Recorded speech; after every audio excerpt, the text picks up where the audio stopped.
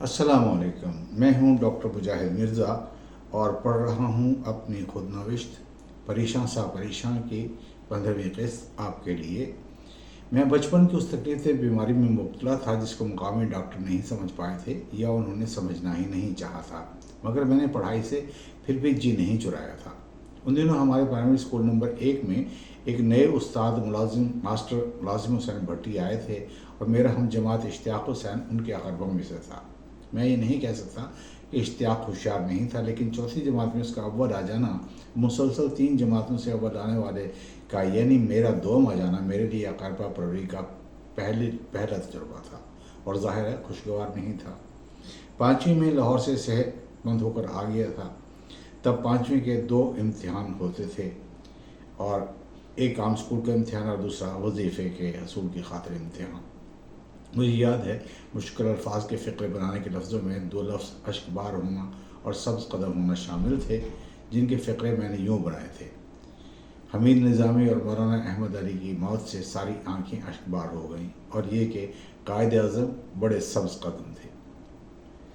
हमीद निज़ामी की मौत का तो इसलिए मालूम था कि भाई सलाहुद्दीन ने मेरे पढ़ने के शौक़ को देखते हुए अखबार नवाए वक्त रोज़ा कंदील बांधे हुए थे और मौलाना अहमद अली लाहौरी की रहलत इसलिए मालूम थी कि वो मेरी वालदा और बड़े भाई के रूहानी मुर्शद थे और वालदा ख़ुदामुद्दीन बाकायदगी से मंगवाया करती थी। लेकिन ये सब्ज़ कदमी मुझे कोई अच्छी बात ही लगी थी जो मैंने यूँ लिख दिया। इसी बरस की बात है जब छोटा भाई अवैस तीसरी जमात का तालिब इल्म था कि उसने लफ्ज़ ज़ात का फ़िक्रा बनाया था, मेरी माँ मेरी ज़ात है। अगर कोई बड़ा ऐसा फ़िक्रा कहता तो हम उसकी मोहब्बत की दाद ही दे सकते थे, लेकिन अवैस के इस फ़िक्रे पर हम सभी बहुत हंसे थे और वह खिसियानत होकर रोते हुए बचा था। कायद आज़म के मुताबिक हर्जा सराय ने इस बार मेरे अव्वल आने में कोई रुकावट नहीं डाली थी, लेकिन इश्तियाक बेचारा सोम करार पाया था। फिर वजीफ़े के खातिर इम्तिहान भी था जो हम मौजूद चंद लड़कों को जाकर हाई स्कूल में देना पड़ा था।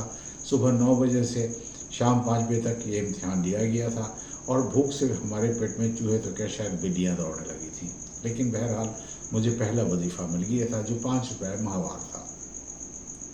मेरे साथ एक खैरपुर के लड़के ने भी वजीफ़ा लिया था, उसका नाम अल्लाह डिस्ता था। 10वीं जमात पास करने के बाद इश्तियाक दर्जी बन गया था और अल्लाह डिस्ता प्राइमरी स्कूल का उस्ताद। अपनी मर्ज़ी के दौरान एक वाक़े ने मुझे जिस्म के मुख्तलिफ पट्टों को अपनी मर्ज़ी से हरकत दिए जाना सीखने पर मजबूर कर दिया था। ज़ाहिर है माँ बच्चे की बीमारी से परेशान तो होती ही है और फिर उसका दुआओं में मांगा हुआ बच्चा बीमार हो जाए और मर्ज़ की रग कोई न पकड़ सके तो वो कुछ ज़्यादा ही परेशान हो सकती है। फिर औरतें हर हाल में किसी न किसी हद तक ज़ईफ़ुल अक़ीदा होती हैं। वो मुझे सरकारी अस्पताल लेकर गई थी और वापसी पर अस्पताल के दरवाजे के साथ सफ़ेद दाढ़ी वाला सेहतमंद और खुश बूढ़ा शख्स एक चादर बिछाकर बैठा हुआ था, जिसने सुर्ख तहमद, सुर्ख कुर्ता और सुर्ख की पगड़ी ज़ेबतन किए हुए थे और उसके दिल की हर धड़कन के साथ उसके कुर्ते का वो हिस्सा जो दिल की जानिब था तवातर से ऊपर नीचे हो रहा था। मेरी माँ बुरक़े में थी।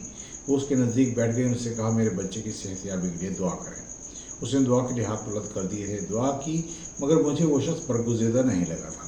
मैंने घर आकर सीने के बाएं जानों के पट्टों को अपने तौर पर हरकत देने की कोशिशें शुरू कर दी थी और 3-4 घंटों के बाद मैंने वालदा को कहा था, देखें उस बुज़ुर्ग की तरह मेरा दिल भी अल्लाह अल्लाह कर रहा है। वो बेईमान कहीं का कहकर हंस पड़ी थी।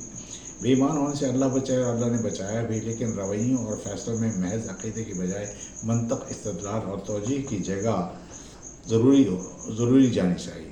फिर मैंने सीने के दाएं तरफ के पट्टों, बाजू के डौलों और रानों के पट्टों को भी अलग-अलग और इकट्ठे हरकत देने का ढंग सीख लिया था, मगर कतई ज़रूरी नहीं है कि हर चीज़ की तौजीह और इस्तदलाल भी हो। बाज़ औक़ात कुछ बातें फ़हम से भरा भी हो सकती हैं। हो सकता है उनकी तौजीह होती हो, मगर आम इंसानों की तौजीह नहीं कर पाते हैं। इस ज़बान में यूँ हुआ कि जब मुझे इलाज की गर्ज़ से वालदा लाहौर ले गई थी, तब उनके रूहानी मुर्शिद का इंतकाल हो चुका था। अखबार में इस बात का बहुत चर्चा हुआ था कि मौलाना की कब्र से खुशबू की लपटें उठती हैं और ये कि पंजाब यूनिवर्सिटी के नए तजुर्बा के मुताबिक ये खुशबू आम खुशबू नहीं है और ना ही किसी ने इस खुशबू को सख्त कब्र पर छिड़का है। वालदा को फातिहा तो पढ़नी थी।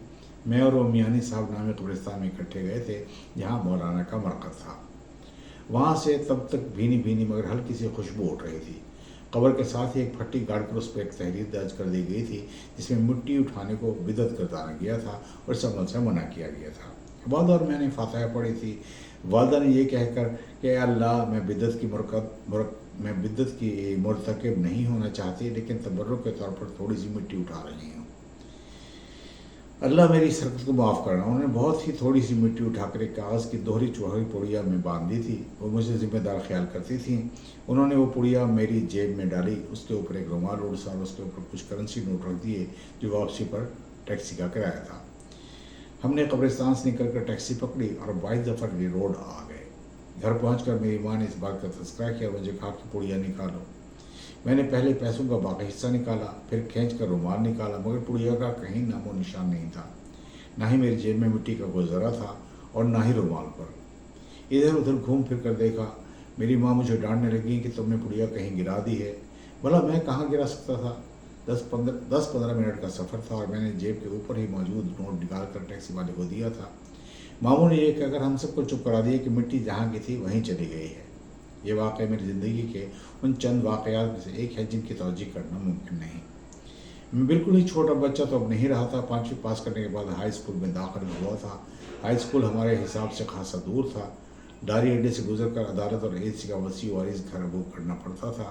फिर अस्पताल की सड़क थी जो असिस्टेंट कमिश्नर के घर और सरकारी रेस्ट हाउस के बीच से गुजरती थी। सरकारी रेस्ट हाउस के दूसरे सिरे पर गवर्नमेंट हाई स्कूल अलीपुर शुरू होता था जो कई एकड़ों में फैला हुआ था। मेरी माँ मेरा बहुत ही ज़्यादा ख्याल रखती थी, ऊपर से 3 बड़ी बहनों की मोहब्बत। इन सब के ख्याल में मैं अकेला गुम हो सकता था, इसलिए वादा ने उन तीनों के ख्याल में मैं अकेला गुम हो सकता था। इसलिए वादा ने मोहल्ले के 2 हम जवान लड़कों सैयद शाहिद अली और अब्दुल सत्तार की ड्यूटी लगाई थी कि मुझे साथ लेकर जाएं और साथ ही वापस लाएं, जबकि वो दोनों ही मेरे हम उम्र थे। बहरहाल मैं हाई स्कूल जाने लगा था। आज स्कूल में पहला धचका तब लगा जब मास्टर अब्दुल गनी ने डांट कर कहा था कि नंगी टांगों के साथ स्कूल मत आया करो।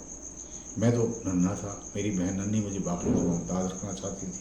उसने मेरे लिए खूबसूरत गैलस वाली सफ़ेद निकर मुंतखब की थी। मास्टर साहब की बात सुनकर मुझे लगा जैसे मेरा कद बढ़ गया है। मैं बहुत खजल हुआ था और टांगों को छुपाने की नाकाम कोशिश कर रहा था। इसके बाद फिर कभी निकर पहनकर स्कूल नहीं गया था।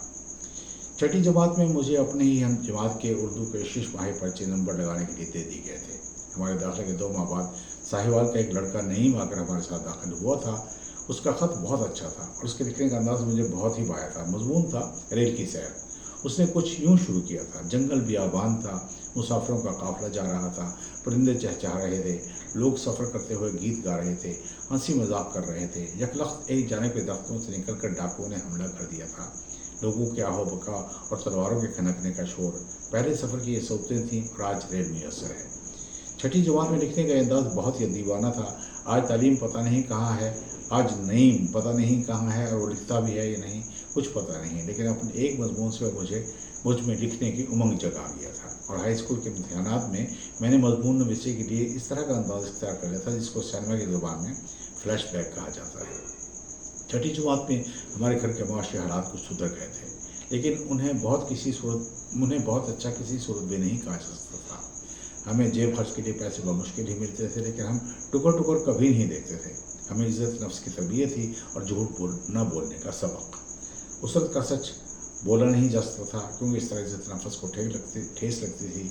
बस यही कह देते थे कि बाज़ार में बिकने वाली चीज़ें खाने से घर वालों ने मना किया है। उसरत के बावजूद घर की ताज़ीम को ज़द नहीं पहुँची थी।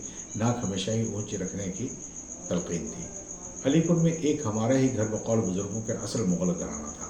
बाद में हमारे घर के नज़दीक घोड़ों की नालबंदी करने वालों, नलके लगाने वालों और घर पे दरांतियाँ बनाने वाले लोहारों ने खुद को मिर्ज़ा और बेग कहना शुरू कर दिया था, जिस पर हमारी माँ ने कहा था कि हम खुद को मुग़ल के बजाय मुग़ल पठान कहा करें। अगरचे बहुत बाद आगे पता चला था कि अफ़गानिस्तान से आने वाले हर शख्स को ही हिंदुस्तान आने पर पठान कहा जाने लगा था।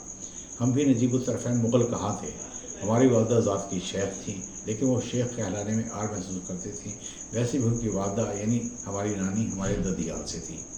कहा जाता है कि जब हमारे नाना इस्लाम की तबलीग करते हुए हमारे ददियाल के कस्बे दनौला रियासत नाबा से गुजरे थे तो उनके इल्म और मर्तबे से मुतासर होकर उन्होंने उन्हें अपनी बेटी दे दी थी। मरूफ होने वाले तो वो थे नहीं और ना ही हम हैं, न ओहदे से, न मर्तबे से, न सरवत से और ना ही जान से। अलबत्ता अगर मुझे प्यार से देखोगे तो मिट जाऊँगा और या फिर अपने इल्म और फहम से कोई मुझे मुतासर कर सकता था, जैसे एक वक्त मुझे मास्टर फिदा हुसैन गाड़ी ने किया था और मुतासर भी उनके इल्म, इनकसारी और हलीम मिजाजी के इंतज़ार से हुआ था। 6ठी जमात तक पहुँचने के औकात में भाई शुएब के दोस्त और मेरे बचपन के दोस्त अशरफ के भाई डॉक्टर वली साहब सिविल अस्पताल में मेडिकल ऑफिसर इंचार्ज लग चुके थे। वो अस्पताल में ही रिहाइश पजीर हो गए थे। पहलवान जी के घर के सामने की गली की हवेली में के मामूली मकान को खैरबाद कह चुके थे। अस्पताल के साथ ही असिस्टेंट कमिश्नर की कोठी थी। उस ज़माने में गालिबन इस ओहदे वाले को SDO कहा जाता था। इसका बेटा चंगेज़ भी हमारा हम जमात था, लेकिन अब अशरफ खेलने के लिए मेरे घर नहीं आता था।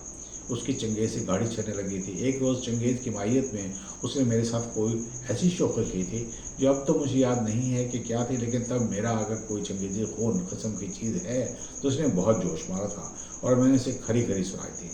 उसके अगले पिछले बराबर कर दिए थे कि तुम कौन थे, क्या हो और ख़ुद को जो समझते हो मेरे जूते के नोक पर। वो बेचारा बहुत ही जुज़बुज़ हुआ था। मैं उससे सालों नहीं बोला था। मेरा ये रवैया कतई ठीक ना था, लेकिन इस तकब्बुर का क्या किया जाए जिसके बारे में मेरी माँ कहा करती थी, तकब्बुर अज़ाज़िल राह खार कर, और ख़ुद हद दर्जा मुतकब्बिर थे। मजाल है जो नाव पे मक्खी बैठ जाने दें। अपने लिए वो अक्सर हम का सिका इस्तेमाल करती थी। अगर कोई मोहल्ले वाली आ जाती तो वो फ़ौरन कहती इसे बैठने के लिए पीढ़ी ला कर दें। अपने बराबर चारपाई पर सिर्फ ख़ानदानी तौर पर हम वाला औरतों को ही बिठाती थी। मैं शुरू से ही तफरीक और इम्तियाज़ के ख़िलाफ़ था। जब उनसे इस रवैये के बारे में एहतजाज करता या इस्तफसार करता तो वो यही कहा करती थी कि कमीन कमीन ही होता है। और मैंने ये भी देखा कि उन्हें कम रुतबा और कम इल्म लोगों में अगर कोई औरत सऊद कर जाती और मज़हब के असूलों में कायम हो जाती थी तो वालिदा बड़े शौक़ से उसे अपने बराबर बिठा लिया करती थी। हमारी तरबियत में जुल्म ज़्यादती के ख़िलाफ़ डट जाने के असूल को भी रासख किया गया था। सिर्फ खुदा से ही डरने की तलक़ीन की जाती थी। गलवा के मारूफ ज़िम्मेदार मलक शेर मोहम्मद घल्लू की सख्त मिजाजी और मुंतक़िम मिजाजी का बहुत शुहरा था। अगरचे वो नफीस तबा और फ़नून लतीफ़ा से मोहब्बत करने वाले शख्स थे। अलीपुर में गवर्नमेंट कॉलेज मुल्तान के अपने ज़माने के वाहिद ग्रेजुएट थे। उनकी 9 बेटियाँ और 4 बेटे थे। उनका सबसे छोटा बेटा रोशन मेरा हम जमात था। मलक रोशन अली घल्लू मेरा बहुत ही अच्छा दोस्त था और उसमें अपने बाप की अच्छी और बुरी खूबियाँ सारी ही मुजतबा थी, पर तब वो बच्चा था। बहनों का लाडला, बाप का मुँह चढ़ा।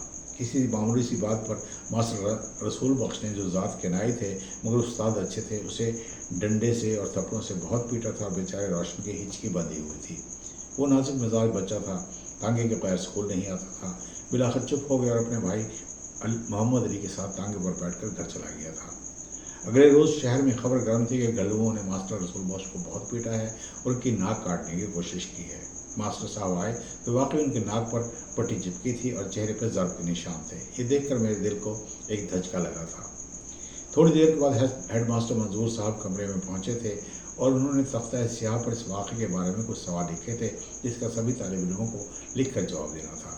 सवालात का मतन याद नहीं मगर उसमें ये इस्तफसार किया गया था कि कल रोशन को किस बात पर मार पड़ी थी, मार की शिद्दत और नौयत क्या थी, वगैरह वगैरह। अगर चाहे मास्टर साहब ने ज्यादती की थी, लेकिन रोशन को भी ये हक़ नहीं पहुंचता था कि उस्ताद की ज्यादती का जवाब ज्यादती से दे।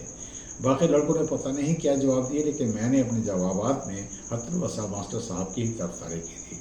बहरहाल मास्टर मसूफ को बरतरफ नहीं किया गया था, बस तंबीह की गई थी। इसके बाद उनके गुस्से का रुख कभी रोशन की जानिब नहीं हुआ था। वैसे भी रोशन एक ज़हीन तालिब इल्म